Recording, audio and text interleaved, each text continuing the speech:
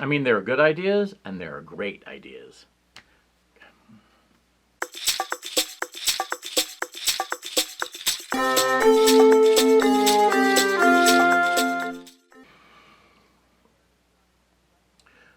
So before there was a thing called Steak-ums, which was a product that, I don't know if you can still get it.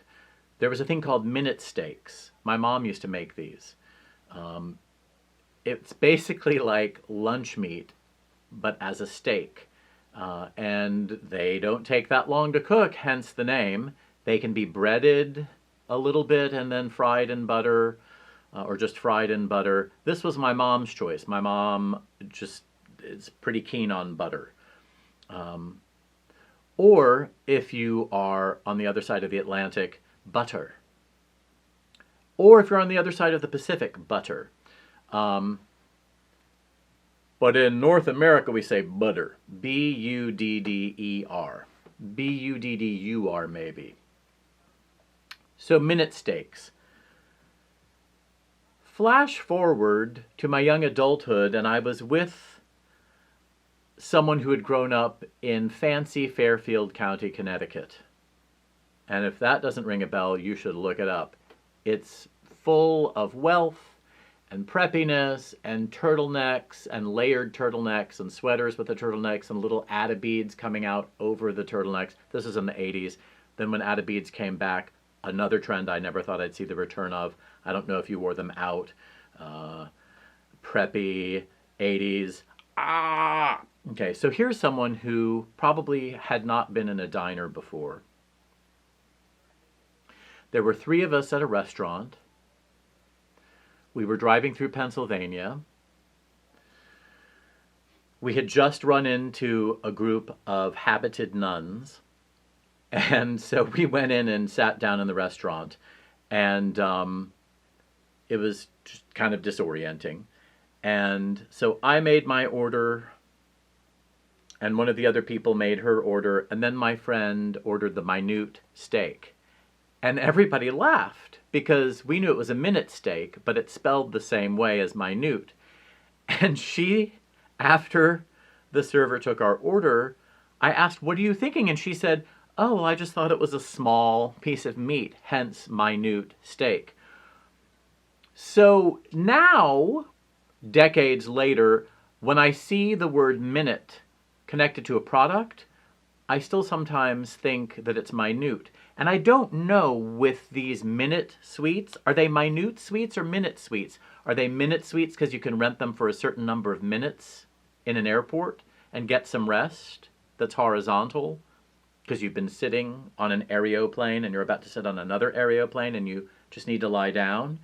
Or are they minute sweets because it's not really a sweet, because really you're just getting a bunk bed and it's minute? I don't know. Are they minute sweets or minute sweets?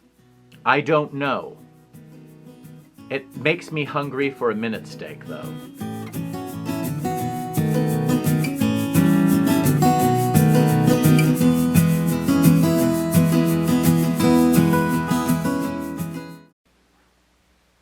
Are we having fun yet?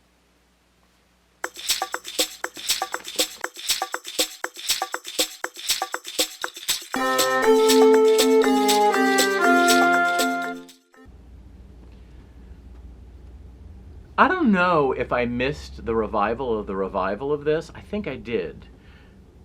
So I'm only going to talk about the first revival that I remember. And that was the use of Gregorian chant in general.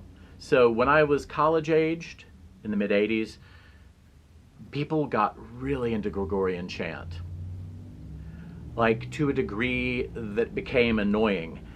Partly annoying because I was like, ooh, Gregorian chant, it's so cool. Simple part songs, this is amazing, wow. Oh my gosh, they're all singing in unison, this is great. And then it got to be a little too much. I can actually hear certain chants in my head. They can be soothing, they're amazing, they're beautiful, and they were never intended for commercial usage. They were intended to be used in some kind of monastic life. And which, in case you want to know, you should look up the Benedictine rule or Benedictine order, because if you're a practicing Christian, be thankful that things shifted. This whole idea that Christianity doesn't require multiple times of prayer per day, go look up what the Benedictines did. They started really early in the morning. Matins, the sun was not out for matins. So these chants were designed for communal living and some kind of Spartan life and wearing some kind of rudimentary garment and bathing with cold water. And if you really want to know how intense some people got, look up Carthusians. They had a really intense life. And they were also scholarly and learned, and in some ways keepers of a body of knowledge during a time of great ignorance in parts of Europe.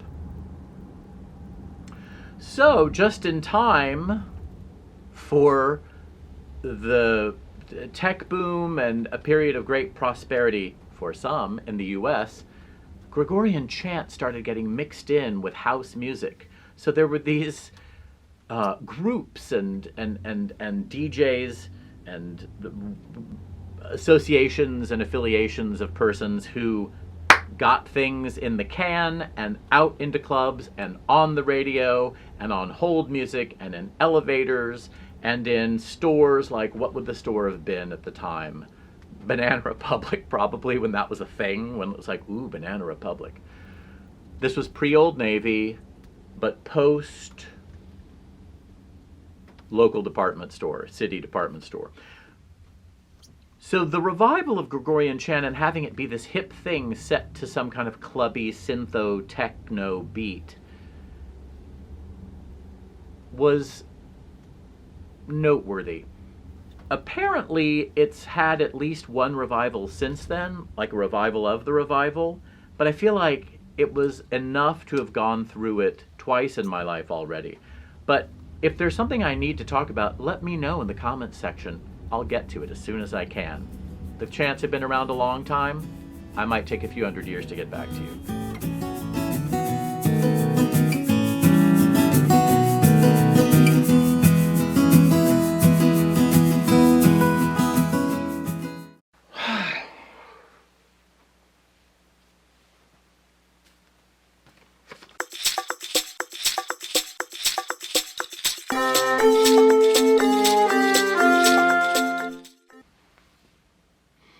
The F train. This is one of New York City's many subway lines. Old New Yorkers don't even know the F train. They know only the IRT. And this is how you can tell an old New Yorker. They will say they take the IRT, which means Interborough Rapid Transit, which means the 1, 2, or 3 train on the west side, or the 4, 5, or 6 train on the east side, or the Lexington line and the, I think, Broadway Local, Broadway Express. The F train is in its own special world, and really until the last couple of decades only went through, let's just say it wasn't prime real estate that it went through. F did not stand for fast, frequent, or efficient. But that was my joke when I was a New Yorker and reliant on the F train. There's been this trend of late to have people complain about how slow the subways are. Really what happened, to my knowledge, was a blip where the subways actually came frequently, worked well, people weren't trapped between stations that frequently. That, I think, is the anomalous occurrence. So that there was this wonderful period of the kingdom flourishing and prospering, and all of the people from the castle down to the peasants were happy. And now everyone's furious about how the subway's working or not working. Then again, I could just be warped by having been on the F line for many of my residential opportunities in New York City.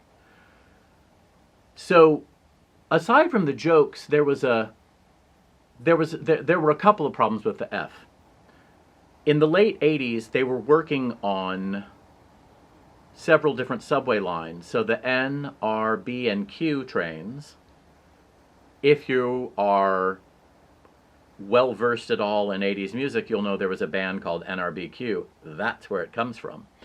And the NR, B, and Q trains ran on the F line, thereby disrupting the frequency of the F trains. So there would be 10 minutes between F trains just because an F train was holding to let these other trains go through. This was a problem. But the other problem was that you couldn't change cars the way that you could on some other trains. So some of the older trains, they're all different sizes. So the F train is a little bit wider and fatter than the trains that run on the, what are they now? The IRT line, you know, the Lexington line, for instance, smaller. You can change cars as the train is moving, whenever you feel like it. You can ride between cars. You can ride between cars and snatch someone's purse and then hop off the train. There are all kinds of options. On the F train, you can't. So I was with a friend, having met some friends for supper.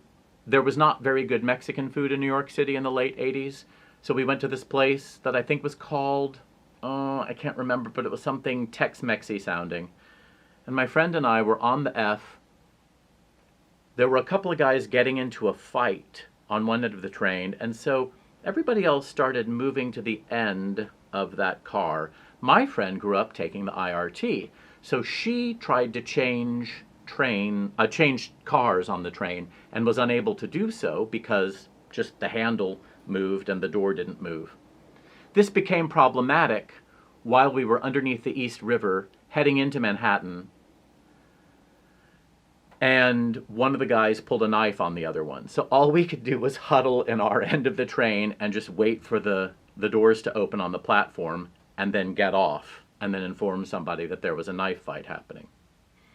So, yeah, I don't have a ton of sympathy when people talk about how hard it is taking the subway in New York these days. And I know people who have much more intense stories than mine. But that's mine.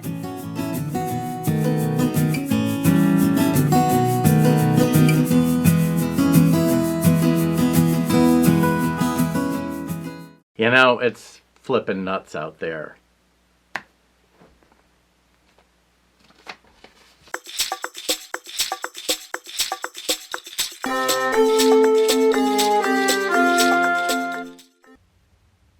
You have to be a certain age to know about answering machines. I don't know where the range is. I do know that there are people who've never gotten comfortable leaving messages. Some of them, as of this recording, older than 40. They call, they don't get a person, they text. I know this person in her mid-20s who gets really uncomfortable leaving a message, which is also how it used to be in the old days. I remember in the late 80s, I had a friend who would leave a message and say, so anyway, and she was turning up the volume on her discomfort at leaving a message.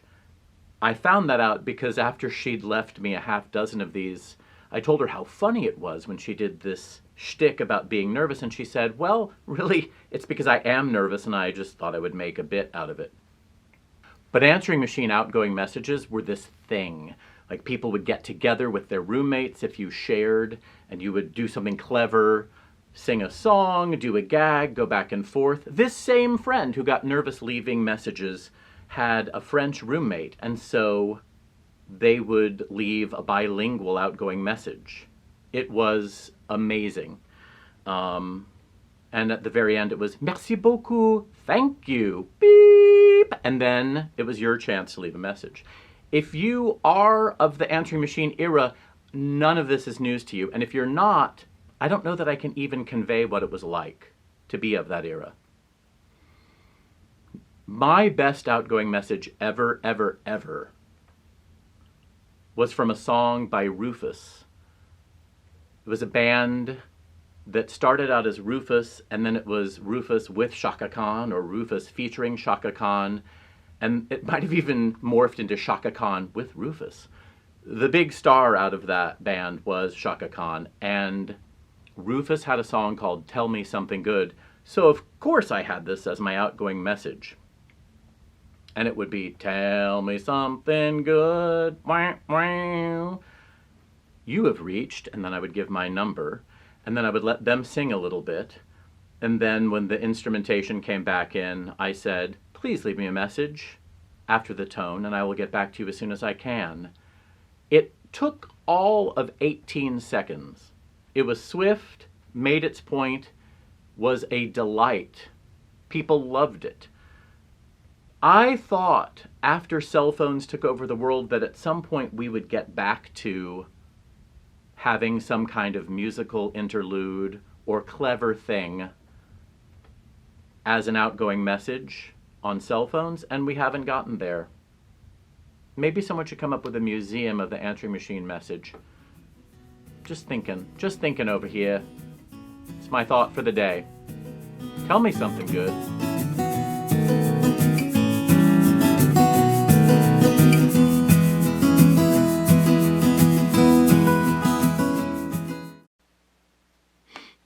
You know, that's how it goes.